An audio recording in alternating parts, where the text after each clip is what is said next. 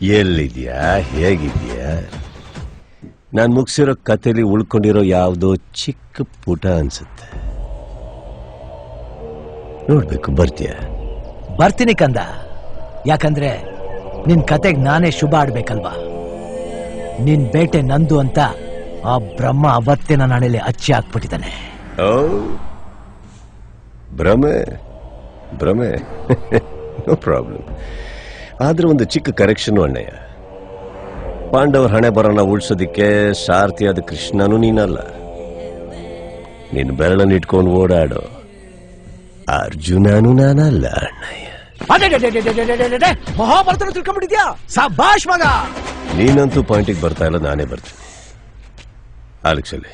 ಅರೆ ವಾ, ಅದೇ ಅನ್ಕೊಂಡೆ ಇಷ್ಟೊತ್ತಾದ್ರೂ ಮೈನ್ ಪಾಯಿಂಟ್ ಯಾಕೆ ಬಂದಿಲ್ಲ ಅಂತ. ತಮಯ, ಅಲೆಕ್ಸ್ ನನ್ನ ಹತ್ರನೇ ಅವನಂತ ನಿನಗೆ ಗೊತ್ತು?